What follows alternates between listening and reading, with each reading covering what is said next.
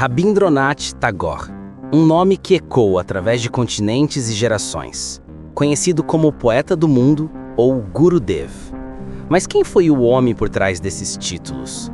Sua jornada não foi apenas a de um poeta, mas de um romancista, dramaturgo, compositor, pintor, filósofo e educador. Uma vida tão vasta que seu legado redefiniu a língua e a cultura bengala, apresentando ao mundo de uma forma completamente nova. Nossa história começa em 7 de maio de 1861, que corresponde ao dia 25 de Baishakh no calendário bengali, na vibrante cidade de Calcutá. Na mansão da família Tagore, em Jorasanko, nasceu o 14º filho de Debendranath Tagore e Sarada Devi. Esta não era uma família comum. Os Tagore estavam na vanguarda da cultura, da reforma religiosa e social de Bengala.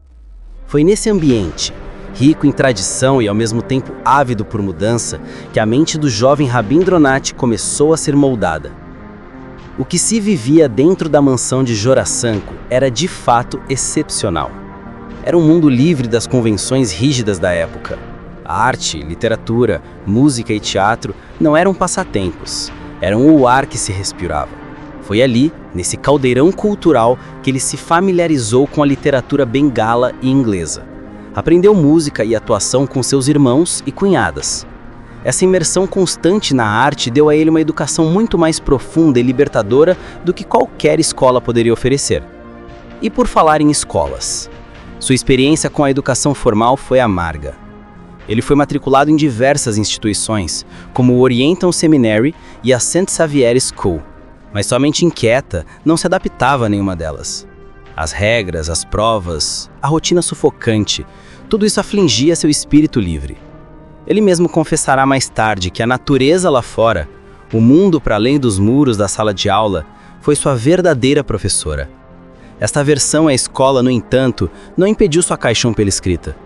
Desde muito cedo, ele sentiu um chamado para a poesia. Com apenas 8 anos, compôs seu primeiro poema. Na adolescência, viu seu poema Abhilash ser publicado na prestigiosa revista Tattva Bodhini. Um momento crucial de sua juventude foi uma viagem ao Himalaia com seu pai, logo após sua cerimônia de passagem. Aquelas montanhas imponentes abriram novos horizontes em sua alma poética. E foi em 1878 que seu primeiro livro de poesia, Kavakahini, veio a público. Aos 18 anos, em 1878, uma nova jornada o aguardava. Ele foi enviado à Inglaterra para estudar direito e se tornar um advogado. Lá frequentou uma escola pública em Brighton e depois iniciou seus estudos na University College London. Embora nunca tenha concluído o curso, a experiência foi transformadora. A literatura, a sociedade e a cultura inglesas o influenciaram profundamente, e traços dessa influência ocidental se tornariam visíveis em suas criações futuras. Quando retornou à Índia, ele mergulhou na tradição poética Vaishnava e, sob o pseudônimo de Banu Simha Thakur, escreveu uma série de poemas. Essa obra, Banu Simha Thakur Padavali, causou um espanto genuíno nos círculos literários da época. Nesses versos, ele explorou o amor entre Radha e Krishna, elevando-o a um plano espiritual único, revelando uma maturidade de linguagem e pensamento impressionante para um jovem autor. A vida pessoal também seguia seu curso. Em 1883, ele se casou com Mrinalini Devi, uma jovem cujo nome foi mudado para Mrinalini Devi. Pouco tempo depois do casamento, uma nova responsabilidade o chamou. Por ordem de seu pai, em 1891, ele se mudou para Shilaidara, na atual Bangladesh, para administrar as propriedades da família. Mal sabia ele que essa fase se tornaria um dos pontos de virada mais importantes de sua vida literária. Como poderia a gestão de terras despertar tanta criatividade? O tempo que passou em Shilaidara, Sajapur e Patissar foi a era de ouro de sua produção artística. O majestoso rio Padma, as vastas paisagens rurais de Bengala e a vida simples das pessoas comuns o tocaram de uma maneira profunda e permanente. Foi nesse período que ele escreveu seus contos mais famosos, como O Carteiro, O Fim de Semana e As Pedras Famintas. Com essas histórias, ele praticamente deu à luz ao gênero do conto na literatura bengalês. No final do século XIX, uma nova corrente começou a fluir em sua poesia. Marcado por dores pessoais e por uma busca espiritual intensa, ele compôs as coletâneas Naeivedya, em 1901, e Keya, em 1906.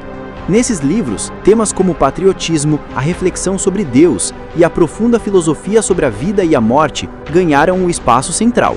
Enquanto sua alma buscava respostas, sua mente sonhava com um novo tipo de educação. Em 1901, ele transformou esse sonho em realidade. Perto de Balpur, fundou uma escola residencial chamada Brahmachari Ashram, que mais tarde ficaria conhecida como Shantiniketan. O objetivo era claro: oferecer uma educação livre, em comunhão com a natureza, longe das amarras do ensino tradicional. Essa pequena escola seria a semente da futura Universidade Viswavarat. Mas a vida, em sua dualidade, reservava-lhe uma dor imensa. Entre 1902 e 1907, ele enfrentou uma série de perdas devastadoras. Primeiro, sua esposa, Mrinalini Devi. Depois, sua filha, Renuka. E por fim, seu filho mais novo, Shamindranath. Essa tragédia pessoal deixou marcas indeléveis em sua obra. A dor o forçou a confrontar a efemeridade da vida e o levou a se concentrar ainda mais na espiritualidade. Dessa dor e dessa busca nasceu uma de suas obras-primas. Em 1910, ele publicou Gitanjali, uma coleção de poemas e canções onde Deus, o amor e a natureza se fundem em uma harmonia sublime. Era uma obra que falava diretamente à alma. E seria essa coletânea que o levaria ao topo do reconhecimento mundial. Em 1912, durante uma viagem à Inglaterra, ele mesmo traduziu alguns dos poemas de Gitanjali para o inglês, publicando-os sob o título Song Offerings. A reação no Ocidente foi imediata e avassaladora. O poeta irlandês W.B. Yeats ficou encantado e escreveu o prefácio da edição inglesa.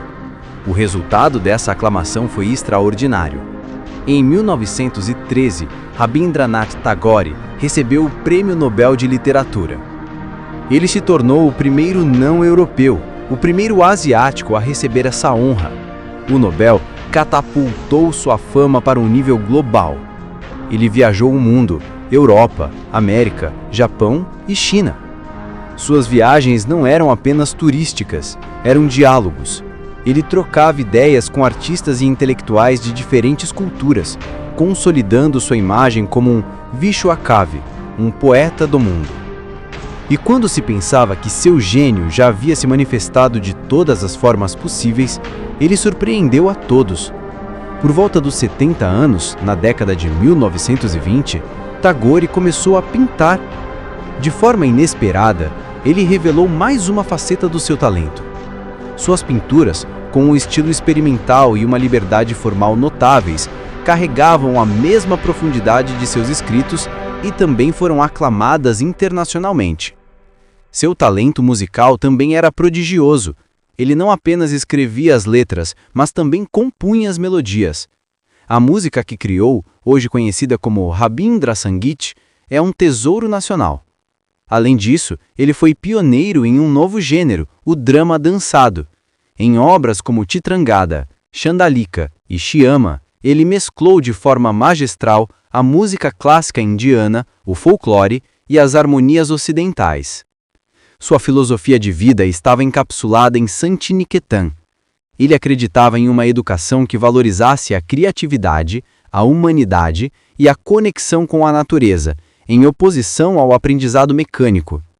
Em 1921, ele expandiu sua visão, transformando Santiniketan em Vishwavarat, uma universidade internacional onde o Oriente e o Ocidente poderiam se encontrar. Apesar de se manter afastado da política ativa, Tagore nunca foi um espectador silencioso. Em momentos de crise nacional, sua voz se erguia com força. Ele teve um papel importante no movimento contra a partição de Bengala, em 1905, e, em 1919, após o terrível massacre de Jallianwala Bagh, onde tropas britânicas atiraram contra uma multidão desarmada, ele tomou uma atitude corajosa. Em um ato de repulsa e protesto, ele renunciou ao título de cavaleiro, knighthood, que havia recebido do governo britânico. Na última década de sua vida, sua literatura alcançou uma nova dimensão. Seus poemas em prosa, como os dos livros Punasha e Sesh Saptak, e seus romances tardios, como Dois Irmãos e Quatro Capítulos, refletem uma sabedoria e uma compreensão da vida ainda mais maduras. É dessa época também seu famoso ensaio, A Crise da Civilização, uma reflexão sombria, mas lúcida, sobre o futuro da humanidade. Após uma vida longa e extraordinariamente produtiva, Rabindranath Tagore faleceu em 7 de agosto de 1941, o dia 22 de Shravan, em sua casa ancestral em Jorasanko. Ele partiu, mas deixou um legado imortal. Ele é o autor de não apenas um, mas de 2 hinos nacionais, Jana Gana Mana, da Índia, e Amar Sonar Bangla, de Bangladesh. Sua contribuição para a literatura e o pensamento mundial é uma herança que continua a inspirar e a nos lembrar da beleza, da profundidade e da infinita capacidade do espírito humano.